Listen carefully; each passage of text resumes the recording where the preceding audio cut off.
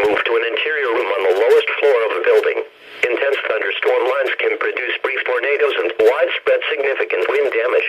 Although a tornado is not immediately likely, it is best to move to an interior room on the lowest floor of a building.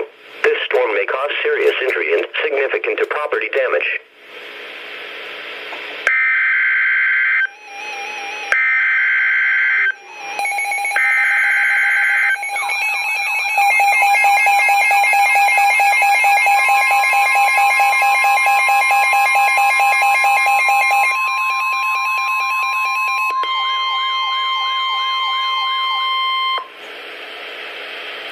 The National Weather Service in Milwaukee has issued a special marine warning for Lake Michigan nearshore and open waters to mid-lake from Sheboygan, Wisconsin to Winthrop Harbor, Illinois, until 10 a.m. At 8:29 a.m., Doppler radar indicated a line of strong thunderstorms, capable of producing winds to nearly 50 knots, located along the line extending from 44 nautical miles west of Cedar Grove to 39 nautical miles west of Bayside to 47 nautical miles west of Oak Creek, moving east at 40 knots.